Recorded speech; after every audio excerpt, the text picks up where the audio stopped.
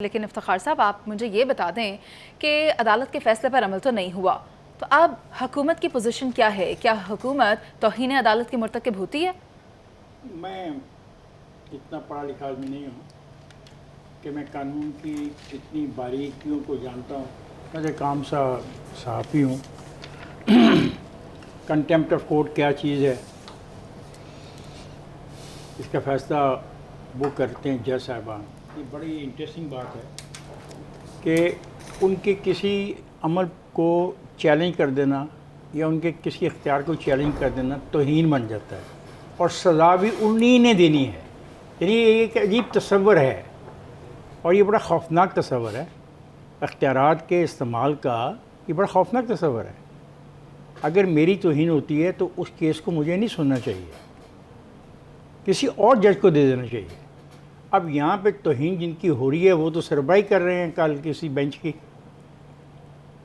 ये बहुत बुनियादी फंडामेंटल है कि एक चीज़ में मुझे कोई गाली दे जाता है और उस गाली के जवाब में सज़ा देना या उसको माफ़ करने का अख्तियार अगर मेरे पास हो तो मैं समझता हूँ वो मुनासिब नहीं है। वो मेरे किसी और जज के पास, किसी दोस्त जज के पास चला जाए तो इंसाफ हो जाएगा। एक बार रिक्यूज़ कर दें आप इनकार कर दें। अब इन्होंने जो खेल किया है 6-9 का खेल था, इन्होंने उसको अपना जो 9 को कम करके उसमें से 2 जो जनाब शहबाज शरीफ साहब ने तोहफे के तौर पे दोस्त जो दिए थे इनके बेंच में, उनको भी शामिल कर लिया। क्या होगा? Government will be dissolve, so what? Who will hold the election? Again the chief election commissioner of Pakistan? The Supreme Court can't hold the election. They are nobody. In the Constitution, they have not been given this power to hold the election. तो अगर वाकई हमने मजाक उड़ाने का फ़ैसला किया अपने तमाम कवानीन का, अपने असूलों का, अपने ज़वाबत का, अपने कवायद का, तो खुल के खेल रहे हैं और मैं बड़ा खुश हूँ कि खुल के खेला जा रहा है। एक ऐसी चीज़ जो भी कल पास होनी है उसके बारे में से भी प्रीएम्प्टिव एक्ट है। और जैसा मेरे कुलीग ने कहा, पीजे ने, स्टेट बैंक ऑफ पाकिस्तान के गवर्नर को बुलाने की क्या तुक है जी? आप चाहते क्या हैं? आप झगड़ा करना चाह रहे हैं ना, तो झगड़ा तो हो जाएगा नेक्स्ट 48 आवर्स के अंदर। झगड़े का नतीजा क्या निकलेगा? Shahbaz Sharif out along with this entire cabinet. Good. Will it give roti to me? क्या चीनी सस्ती हो जाएगी? आटा सस्ता हो जाएगा? तेल सस्ता हो जाएगा? ट्रैफिक बेहतर हो जाएगी?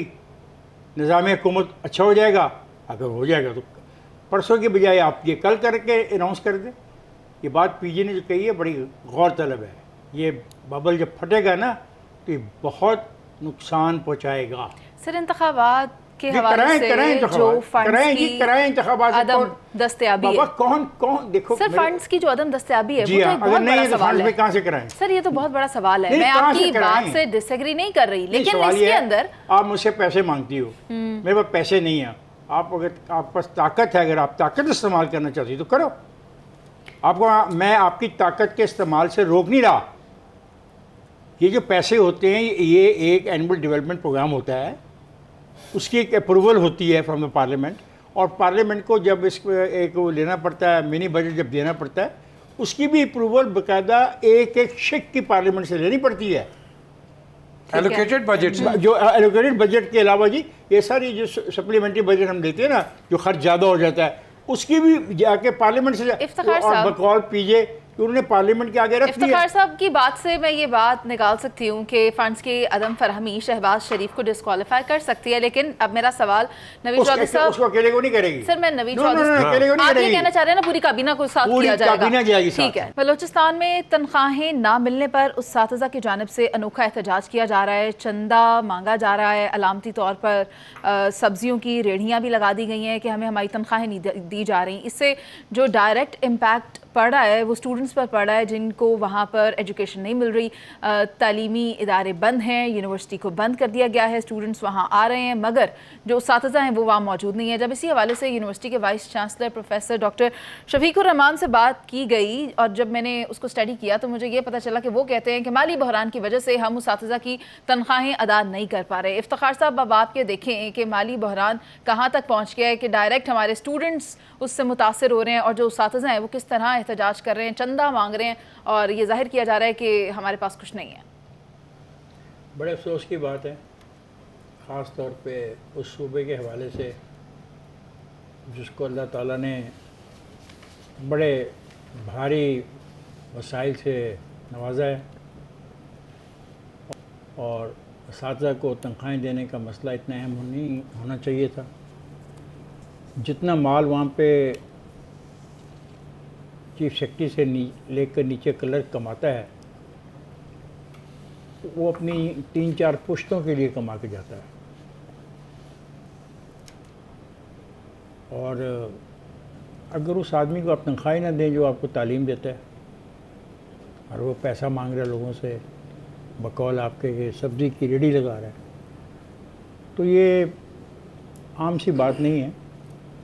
एक तो उस पूरे के पूरे समाज में रहने वालों के मुंह पे थप्पड़ है, फिर पूरी की पूरी वहाँ की जो नौकरशाही है उसके मुंह पे थप्पड़ है, चीफ मिनिस्टर और वज़रा के मुंह पे थप्पड़ है कि उनको कुछ शर्म नहीं आई और ये बात हमारे तक आ गई और हमें इस पे बात करनी पड़ी। इस बात को यहाँ तक आना ही नहीं चाहिए था। जो अल्ले तल्ले अपने हैं और सबको पता है, यानी अगर आप बलूचिस्तान, जिस तरह हमने खैबर पख्तूनख्वा के बारे में भी कभी दिलचस्पी का इजहार नहीं किया कि पैसा किधर जाता है और कहाँ से किधर खर्च होता है, इस तरह बलूचिस्तान के बारे में भी बिल्कुल लातलक है, हम उस पर बात नहीं करते। तो मैं क्या कह सकता हूँ, ये कह सकता हूँ ना कि चलें चीफ मिनिस्टर साहब आप इस पर बयान ही कोई दे दें और मुझे बताएं कि पैसे क्यों नहीं दे रहे आप, और अगर आप पास पैसे नहीं हैं तो बाकी आप निज़ाम हुकूमत बलूचिस्तान का कैसे चला रहे हैं। आपके पास अपने जहाज़ के लिए तो पैसे हैं, अपने सफ़र के लिए पैसे हैं, सेक्रेटेरिएट के लिए पैसे हैं, अब मिनिस्टर्स के पास पैसे हैं, इनका क्या कसूर है? इनका ये कसूर है ना कि ये गरीब हैं, इनका कोई कार्टेल नहीं है। अगर इनका भी कार्टेल होता ना जनाब वज़ीर आला बलूचिस्तान, तो आप कभी के ठीक हो चुके होते, आप कभी के इनका मसले को हल कर चुके होते। ये कमज़ोर हैं बेचारे, गरीब हैं, हम दूसरों को मौका दे रहे हैं। इसका जवाब इफ्तिखार साहब से लेना। इफ्तिखार साहब बताइए। उसने कहा नवीद ने कि उन्होंने 25 से लेके 30,000 रुपये माहाना जी डॉलर पे रिकॉर्ड पे है ये तो सारा कुछ। अभी इंडिया के एक आदमी का भी नाम ले रहा जस्टिस था। मरकंडे। असल में उनका प्रॉब्लम क्या है? उनका ये प्रॉब्लम है कि पाकिस्तान में जो एजेंसीज़ हैं इनके ख़िलाफ़ जो उनका शुरू से एक स्टांस है कि पाकिस्तान के जो तहकीकाती इदारे इंटर सर्विस इंटेलिजेंस उसके ख़िलाफ़ बात की गई। फिर उन्होंने कहा मावराए अदालत कत्ल हो रहे हैं। मेरे इल्म में तो नहीं, मैं चारों दोस्तों से पूछता हूँ जो इस यहाँ पे बैठे हैं कि पिछले 1 साल में कितने मावराए अदालत कत्ल हमारे इल्म में हैं। अगर हैं तो प्लीज़ खुल के बोलें। एक भी नहीं। अपना जबरी गुमशदगियाँ कितनी रिपोर्ट हुई हैं पाकिस्तान में? अगर रिपोर्ट नहीं हुई हैं और अगर आपके इल्म में है तो आपको बहादराना तौर पे आगे आके आज इसी प्रोग्राम में बताना चाहिए। इंटरनेट की आज़ादी पर संगीन पाबंदियाँ, जितनी आज़ादी इंटरनेट की अंदाज़ा करें पाकिस्तान में है, इससे ज़्यादा आज़ादी तो शायद अमेरिका में भी ना हो।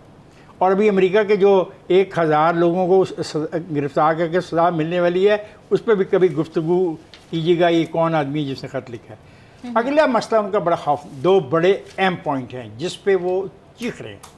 मजहबी आज़ादी पर सख्त पाबंदियाँ जी, हालांकि यहाँ सब कुछ है। यहाँ पे असल में जो उलझन उनको हो रही है वो एक ख़ास तबके की सोच रखते हैं, एक ख़ास तबके की हमायत करना चाहते हैं, उस ख़ास तबके के ज़रिए पाकिस्तान के आइन को सबतौज करना चाहते हैं, इस आइन को ख़त्म करना चाहते हैं और इस आइन के बजाय कुछ और इमरानी मुआहदा करवाने की पीछे लगे हुए हैं। और आखिरी लफ्ज़ जो है वो बड़ा इंपॉर्टेंट है, दांत निकालने की बात नहीं है, उसने लिखा है, मैंने नहीं लिखा।